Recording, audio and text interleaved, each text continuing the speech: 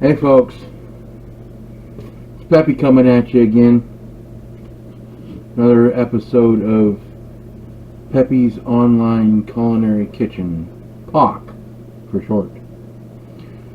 You see a lot of videos on YouTube about ribs and membranes and whatnot. And there's two schools of thought with this. Some say leaving the membrane on protects the moisture. That is true. This membrane, another name for it is the pleural lining. It's the same with the human. So it protects the inside organs from sticking to the rib cage. Now, the other school of thought is that if you leave it on, or if you take it off, I should say, that it's better. It's a matter of opinion.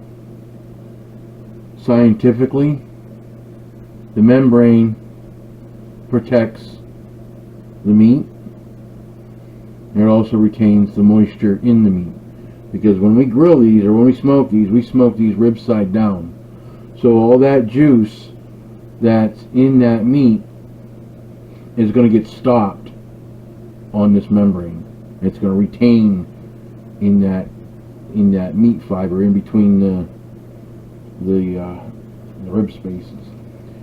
Now, with that being said, today I choose to remove this. Now, let me explain why. This membrane is rather thick on this rack. So when this smokes, this membrane would be very chewy if it was left on. A lot of ribs have a very thin or a thinner membrane, and you can leave that on because once it smokes and once it cooks, that membrane becomes like almost like a paper, and you can peel it off a lot easier. But this one here, this one's quite thick. So I'm gonna elect to take this one off. The easiest way to do that is to get yourself a spoon, rounded edge, and get it under between the membrane and one of the riblets here. Get your finger, once you get it lifted up, get your finger under there and lift it up, pull it up, and it'll start to come back. Now, these membranes are slippery and kind of slimy. They're hard to grab onto with your bare fingers, unless you've got like a grip like a vice, which I don't. So, paper towel. Once you get that membrane started, grab a hold of it with the paper towel. With your other hand, hold down on the rib pack and just start peeling back.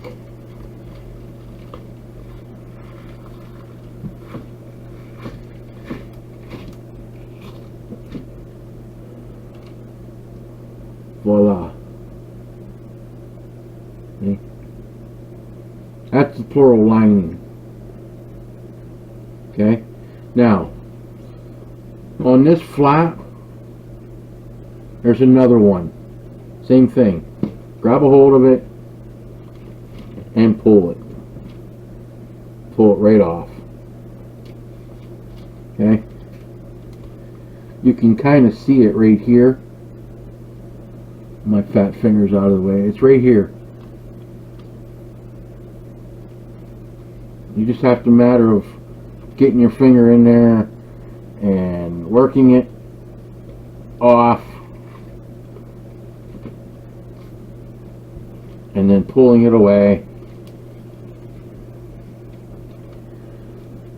And once you get it pulled away, your ribs will be ready for the smoker.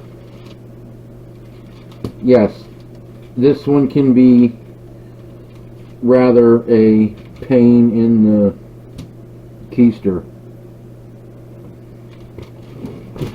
because it's more connected into the muscle, into this muscle. Okay, so once we got that done, we're going to flip this over. And folks, if there's any straggling skin, just take a knife, like this piece of silver skin here, or membrane. Just take your knife and trim it off. Okay, just like that. Now, any other abnormal fat or silver skin or anything like that, yeah, you probably can't see it, but right there, right here, here's my junk pile. Right here. This is just stuff that's inedible, that's not going to cook, and it's not good for anything else. If it was good fat, I'd save it for doing sausage, or just render it down for lard. But it ain't worth anything. So now that we got that done, let's flip this over. And let's look to see if we need to trim anything else off of this. Actually, this looks really good. It's got some nice meat, some nice marbling, some good fat layer, and that'll all render into the ribs. Once you get that done, see, this rib is sticky. It's already got its natural binder. You don't need to use any of that mustard or mayonnaise crap. It's pointless. It's worthless. It gives no added value to your smoke. And contrary to popular belief, and I'll say this more times than enough, mustard has vinegar in it. Vinegar can change the flavor of certain spices. Some people say you can't taste it. I can. I can tell exactly when there's mustard being used. I can taste the vinegar in it, and I can taste the mustard seed in it. The other thing is mayonnaise. Mayonnaise is made with oil and egg and a acid, usually lemon juice. Oil blocks smoke. It's a scientific fact. Take a glass of water and pour oil in it. What happens? They separate, right? They separate. That oil lays on top of the water. You take a straw and try to blow smoke into that jar, it bounces off the oil. It does not get into the water below the oil.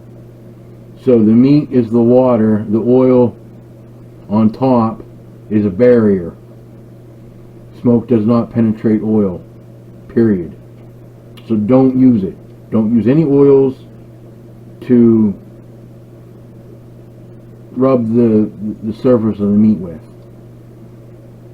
It goes for chicken, brisket, pork, ribs, beef ribs, bacon, whatever. Natural moisture. If this is too dry, just spritz it with some water. Just regular water.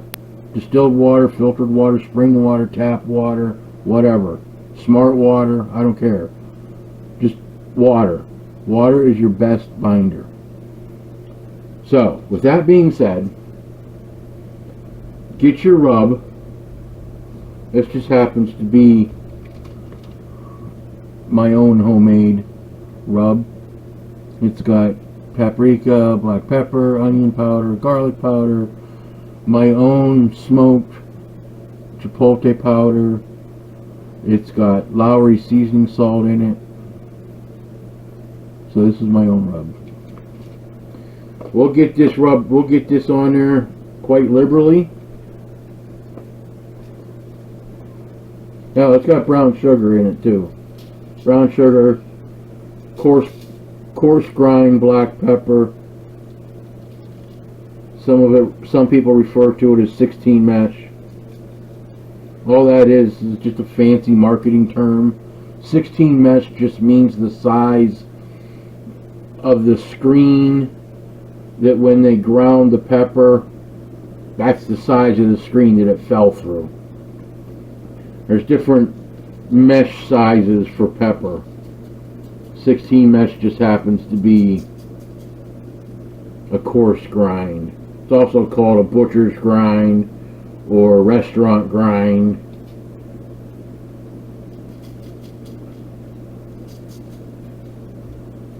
So we'll get this all seasoned up. And then we're going to put this on the smoker. Now I'm going to flip this over, and I'm going to do the bone side. But I just want to let this sit for a minute and tack up. Pat it down in, get it into the meat. You don't have to season these the night before, because what happens is salt is a humectant, and salt, whether it's seasoned salt, kosher salt, sea salt, salt withdraws moisture, and when you have moisture withdrawal, you have dry meat, which is why there's so much salt in jerky. Jerky is a dehydrated thin strip meat, and it uses a lot of salt, like soy, Worcester, and curing salt. All that salt just pulls that moisture out of the meat. So we'll just let this sit for, like I said, we'll just let this sit for a minute or two and let that rub tack up like it just did. Now we'll flip it over. If I don't make a mess with the paper. There it goes. Alright. Season the other side up.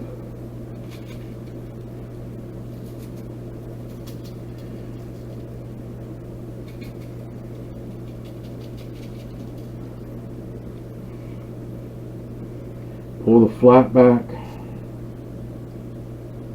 Some seasoning in there. Some guys will cut that flap off and stick it on their smoker and smoke it, cook it independently. You can if you want. It's not really a necessary thing. It's just some people call it a chef's treat. I just leave it on because it adds more meat to the rack. Now that we have this all trimmed up, or all seasoned up, on the smoker, super smoke mode, I'm using the Z-Grill's 1100 2B Wi-Fi grill smoker. So I'm going to put this on straight on the grate, bone side down.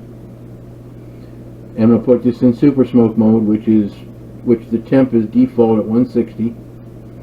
I'm going to run this for about 4 hours or so, and then I'm going to pull it off. I'm going to crank my smoker up to 250, I'm going to put these back on, meat side down, but I'm going to make a foil boat, so to speak. And when I do that foil boat, I'm going to put some brown sugar, butter, some honey, and then I'll put the ribs on top of that, and then I will put some more butter, brown sugar, and honey on the top of this, along with some more rub.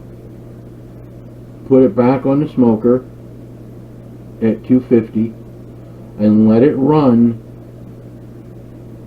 till this meat internal between the ribs, the intercostal meat, gets to about 190 or so.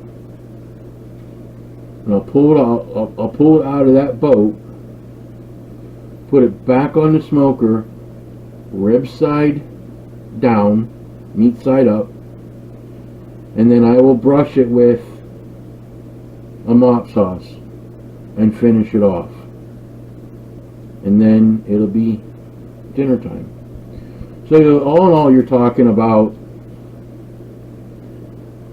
5 to 6 hours cooking and smoking time, and then whatever else you plan on having for dinner or whatever. But all in all, that's the rundown of it and the gist of it. And we'll bring you back once we pull them off, and we'll show you the final cook and what they look like. So stay tuned, don't go away, we'll be back. Alright, so right about the 2 hour mark, we've been running this in super smoke mode, like I said in the when I was doing the prep for the ribs. Pellets still look good. I didn't fill this up at all. This is still from about a week ago. Still going strong. This is the Sam's Club pellets that are in here. Like I said, we're still running super smoke, holding steady. Now I will get a picture or get a glimpse of what the ribs look like at the 2 hour mark. So there it is. Color looks good. The bark is starting to tack up, form up. It's starting to pull some of the moisture out, which is good. We'll come back in about 2 hours. Alright, here we are at the 4 hour mark. You can hear my timer in the background going off. Here's what they look like 4 hours in. Nice bark set up, nice and firm, which is exactly what you want. Perfect color underneath. Now we'll take this and we'll get this put in the boat, and we'll come back out. We'll jack up the temp to 250. So here we have some honey and the rub that we used earlier, some pats of butter. Now we're going to put this rack of ribs, meat side down, rib side up. Just like that. We're going to put a couple more pats of butter. Here. Sprinkle a little bit more rub. And then we'll take this foil and we'll make like a boat around it,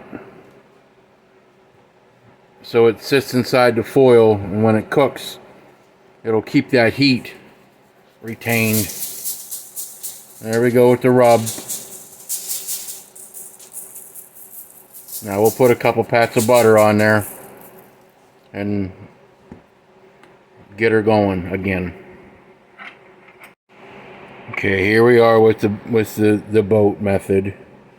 And basically it's just a sheet of foil that you curl up the ends, you know, like so, and make it look like it's sitting in a boat. Now I sprinkled some more rub on there, and I also drizzled some honey, and there's butter on there. There's all, like I said, there's also butter and honey underneath. Now we'll put this back on the smoker once it hits the 250 mark, and we'll let this run until we get some bone retraction on the bones here. Probably about an hour and a half or so. And we'll pull it out of the liquid. And we'll flop it back on the smoker, bone side down. We'll baste it with some sauce and finish it off. Okay, so here we go at 250. And it's in the boat. And we'll check back on this in about an hour and a half. Okay, so we're a little over an hour into the second stage of these ribs being smoked and cooked. Still running pretty solid. It's only fluctuated about 5 degrees or so. So let's get a look.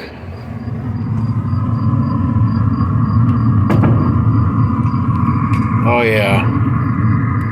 Great color. Some rendering. Bones are just starting to pull a little bit.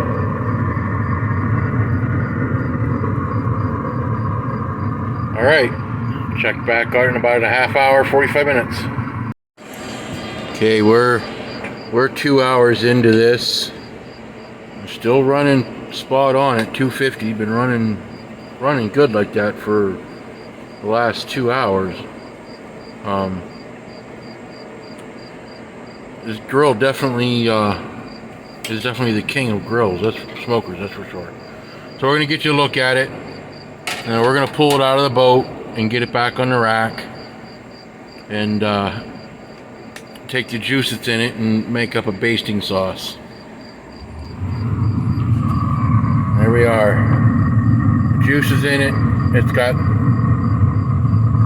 some good tender meat. It's temping about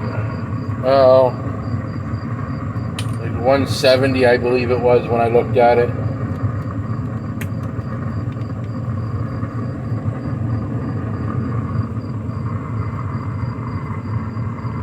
Okay, 181 there. What do we got in the rib here? 203. 197. So that's about where we want it to be. We're going to take it out of the foil and flip it over and put the bone side down. Okay, so there we are with the mop sauce, basting sauce.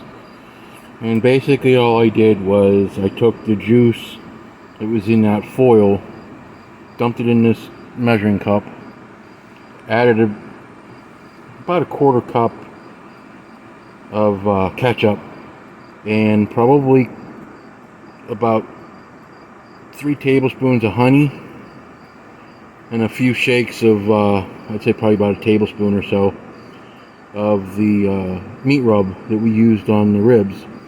And just blended it, mixed it in. So now I'm going to take that and baste the ribs with it. And there we go. We got it all basted up, rubbed up, and we'll just let this cook on there for about 20 minutes or so, and it'll be dinner time. Thanks for watching, folks. Have a good day.